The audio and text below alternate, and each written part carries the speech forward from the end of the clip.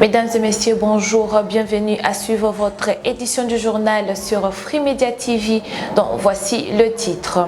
Les transporteurs de la ville de Bukavu ont lancé un cri d'alarme face à la flambe du prix du carburant. Les compromis entre les autorités et les pétroliers ont été trouvés à l'unanimité. Après glissement des terres, l'étang de dépôt provisoire de Bugabo présente un danger majeur aux usagers. Les autorités sont appelées à réagir dans l'urgence. Tout de suite, les détails. Les usagers de la route nationale numéro 2 reliant la place de l'Indépendance au site universitaire de Garalé en passant par lycée Wima tirent la sonnette d'alarme.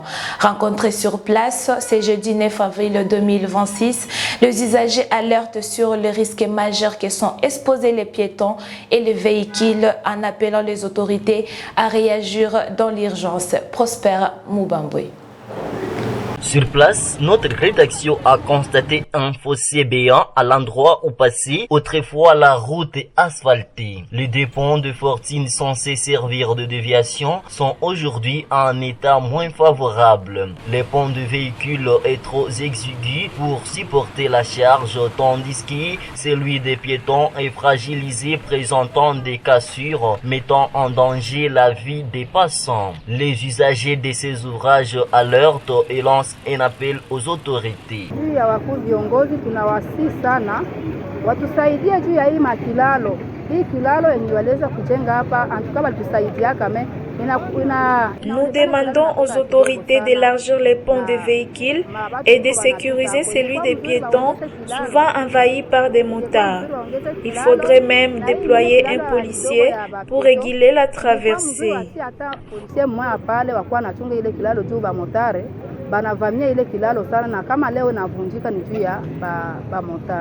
Aujourd'hui maintenant, la situation est devenue chaotique, très compliquée puisque ça présente déjà un danger. Tous les matériels utilisés sont déjà amortis.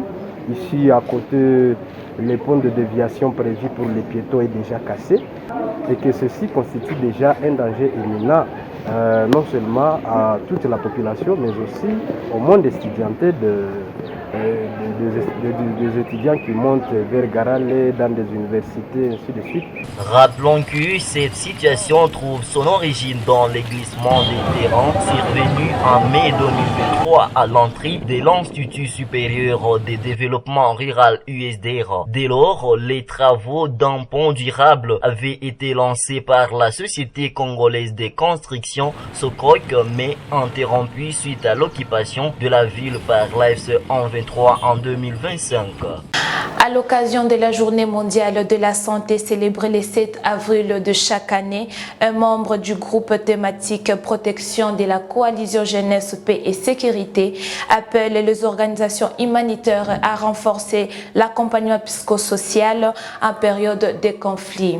Selon lui, la mise en place des séances de prise en charge des traumatismes est essentielle pour prévenir l'apparition de maladies mentales liées au choc et au stress causés par les conflits. Suivez l'interview. Par rapport aux actions que l'on peut mettre en place pour prévenir les problèmes de santé mentale, permettez-moi de commencer par l'intervention précoce. Ça veut dire quoi? Les acteurs de santé doivent intervenir d'une manière précoce pour que la maladie ne puisse pas être répandue à tout le monde.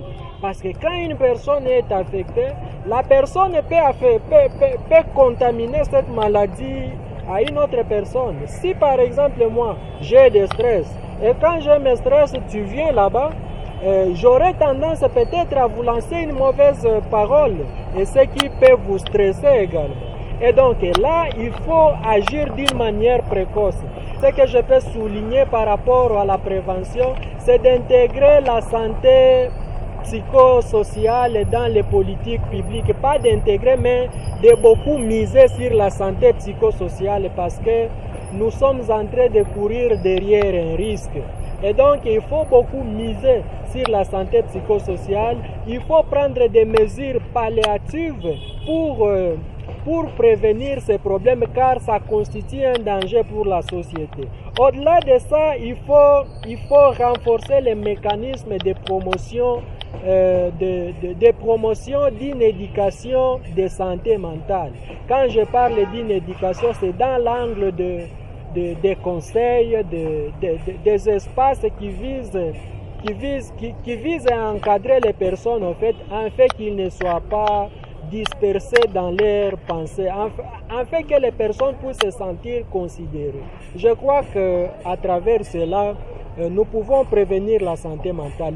Après une semaine marquée par la flambée du prix du carburant dans la ville de Bukavu qui a impacté le transport en commun, les autorités ont convoqué une concertation le 9 avril 2026 avec le pétrolier et les associations de transporteurs. Un compromis vient d'être trouvé par ces derniers. Ces mesures visent à mettre fin à la spéculation et apaiser les tensions entre les transporteurs, les pétroliers et les autorités. Mitterrand Rukozo. Nous sommes au début de la deuxième semaine du mois d'avril 2026. Dans la rue de Bukavu, les conducteurs dénoncent une hausse incontrôlée du prix à la pompe et chez les revendeurs informels communément appelés Kadhafi. Cette instabilité a entraîné une augmentation du prix des courses, doublant parfois les tarifs habituels et provoqué une baisse drastique de la clientèle. Ce métier devient difficile. Les clients refusent de payer le prix que nous les exigeons. On ne voit plus l'importance de venir travailler. Dans le souci de mettre fin aux spéculations et apaiser les tensions entre les associations des transporteurs et les pétroliers, les autorités provinciales ont convoqué une concertation le 9 avril avec ces derniers. À l'issue des discussions, un compromis a été trouvé. Maintenant, après débat et délibération, décisions suivantes ont été décidées. C'est une seule décision. Le prix de mazout, désormais c'est 4200, le prix d'essence c'est 4000, le prix de transport taxi c'est 1200, bateau au lieu de $10 c'est 25 000, les autres on n'a pas touché, le bus on n'a pas changé, la moto et Bajaj. Voilà, et puis c'est une décision à court terme, on verra compte tenu du contexte, on pourra voir, donc c'est une décision à court terme. Le message, celui qui ira à l'encontre de cette décision, il doit s'attendre aux mesures de la... Le refus des billets en francs congolais continue à susciter des réactions. Après le maire de la ville, c'est le tour du gouverneur sous AMC 123 qui met en garde contre le refus de certains billets jugés imparfaits sur le marché à Bukavu. Il promet des sanctions sévères aux contrevenants. Suivez.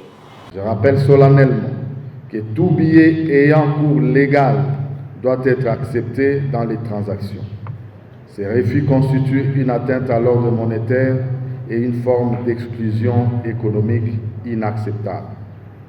J'instruis donc les services compétents, en collaboration avec la REFA, la CADECO, ainsi que la coordination des finances et aussi la coordination des développements économiques, de prendre des mesures immédiates pour mettre fin à ces pratiques.